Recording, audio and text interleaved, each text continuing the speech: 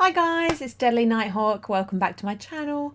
Today is another Final Fantasy XIV video and we're going to be summarising the Final Fantasy XIV live stream which happened over the weekend. I am going to try and summarise the hefty 6 or 7 hour long live stream into about 10 minutes. I'm going to try my best. We'll see how it goes. So, as I'm sure I don't need to tell you, Endwalker has been delayed by 2 weeks. The official release will be on December the 7th and the early access will be December the 3rd. It's only 2 weeks. I know a lot of people maybe took time off from work to enjoy the opening of the game and to get in there first. And there's not really any way to solve that problem for you. But I know what I would prefer, and that's a delayed game in comparison to a broken game. The first thing to go into is the new role quests. There will be no level 90 job quest, but there will be 5 different role quests to take. There is a tank, a healer, a melee DPS, a physical range DPS, and a magical range DPS. And there will also be extra quests once you complete all 5 of those job role quests. This leaves me wondering, what the hell's going to happen to Reaper then? Is there no like backstory or anything? Or is that interweaved with the MSQ? Intriguing. They also showed off some screenshots and some live video of the new areas and the new raid area as well. Nothing much to talk about there. It's all stuff that we're kind of aware of and just really a sneak peek. No spoilers whatsoever were given intentionally, and yeah, it all looks pretty amazing. Alongside the new areas, they also revealed there will be a new treasure map dungeon, which I'm very excited for. I very recently started partaking in some treasure hunting activities with my FC. They are amazing good fun, so very much looking forward to the new one. So one of the big reveals was the new PvP system. Feast is gone. Forget about it. I think it's going in 6.1 and they are introducing the new system, which is the new mode, which is a crystal conflict, and that will be released in 6.1. It comes with its own new reward system and a removal of role-based matchmaking and actions. Their aim is to make it more accessible for players to come in and drop in and to be a bit more fast-paced and a bit more balanced. So I guess we'll just have to wait and see. It does all sound very exciting. Alongside this, there will be series and seasons and rewards to go alongside this. So it sounds kind of like they're taking a leaf out of Call of Duty's book and they are having seasons and series.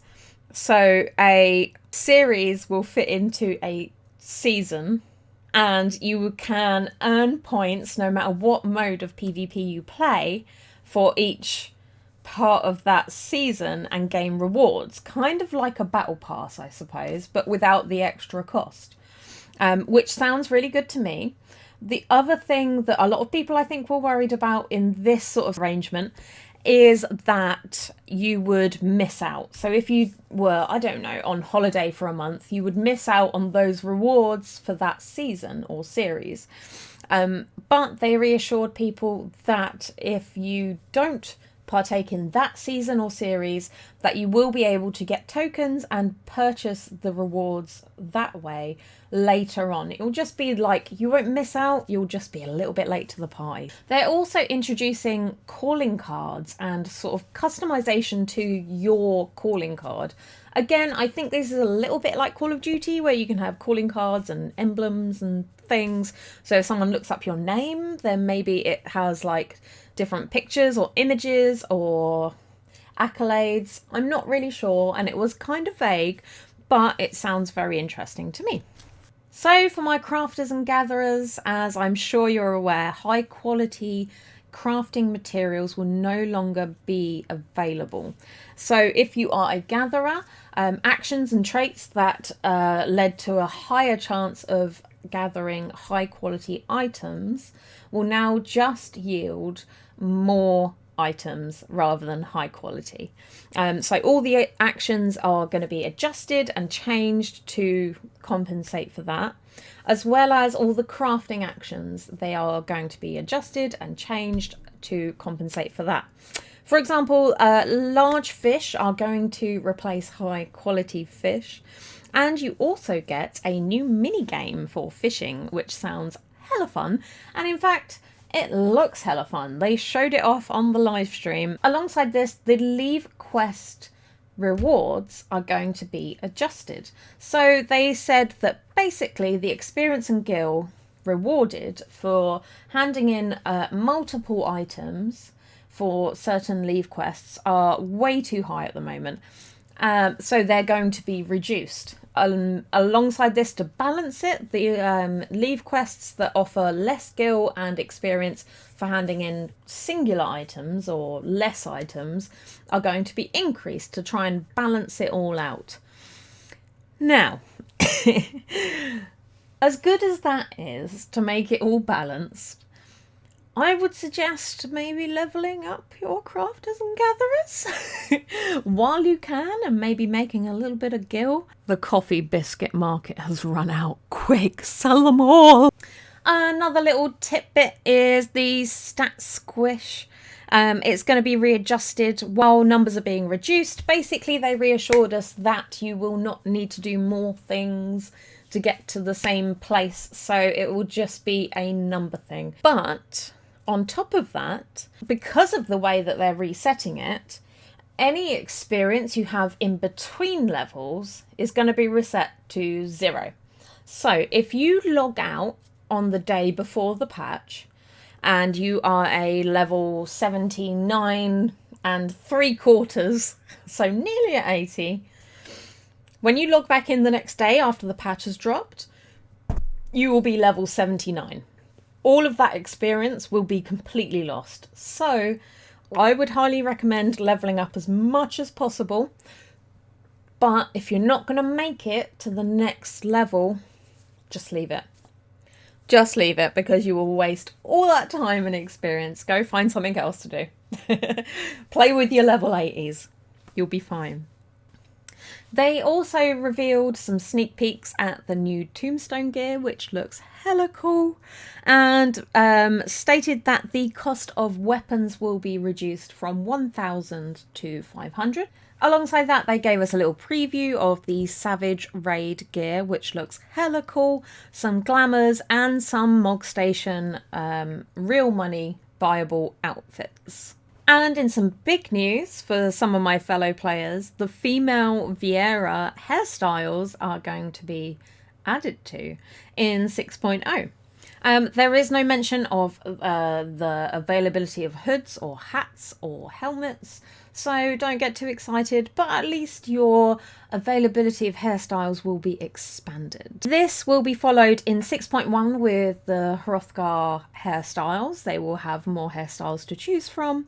They also noted that the male Vieira, who are going to be new to 6.0, will have less restrictions on their headwear and hairstyles because they were designed differently.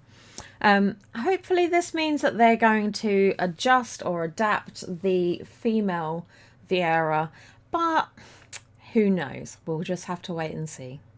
And a few more little updates. The achievement UI is going to be updated. It looks a bit more authentic and a bit more visually pleasing. It looks a bit more like the Wondrous Tales book. Also, they have revealed a sneak peek of some new mounts and minions.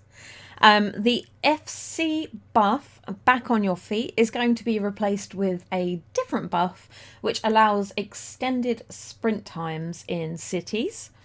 Also, you can exchange your Grand Company seals for a random minion or mount, or sparklers They have spoken about the new housing system. So there will be a new housing area called Imperium, which you can tour in 6.0, and you can then be able to buy it in 6.1. The relocation priority has been removed, as well as the devaluation of land. Brand new FC members will not be able to purchase land or be an FC master as of 6.1, and this is to avoid exploits where people were switching and swapping at FCs to acquire land and housing and to sell housing. And the lottery system is going to be introduced. You're only allowed to enter one lottery at a time. When you enter a lottery, you have to pay up front the entire amount of gil, and the lottery itself takes several days, so you're going to have that spare income to put down on a house. If you lose, if you're not successful, you can claim a full refund. And if you partake in a lottery, you cannot withdraw from it until the lottery is over and you claim your refund. So if you see a house, you put a bid on it, you cannot go back and go, actually, I fancy that one over there.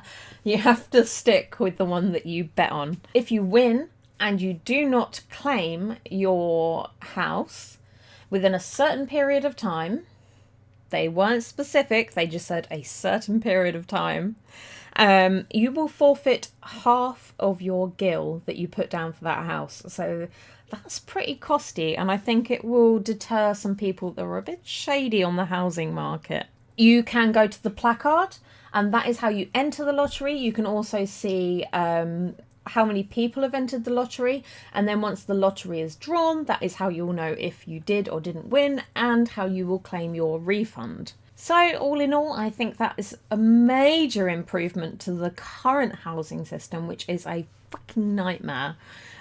We do have a house for my FC, and oh my god, the trauma it took my guys to get that house.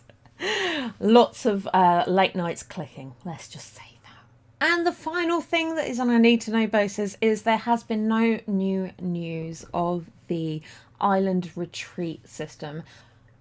Whew. So hopefully that has summarised all of the need to know points of the Final Fantasy XIV live letter over the weekend. It was pretty hard to watch through it and decide what was needed and what wasn't.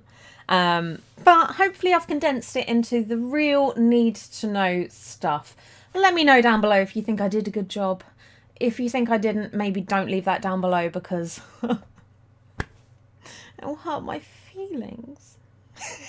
But no, do feel free to let me know how you found this video. Let me know down below what you're most excited for about Endwalker and how you feel about the delay as well. Hope you enjoyed, guys. I hope to see you again very, very soon for another Final Fantasy XIV video. Be sure to hit me with a subscribe so you can keep up to date with my content, and I'll be through that mother fucking like button. Yeah. Thank you, and I'll see you in Eorzea.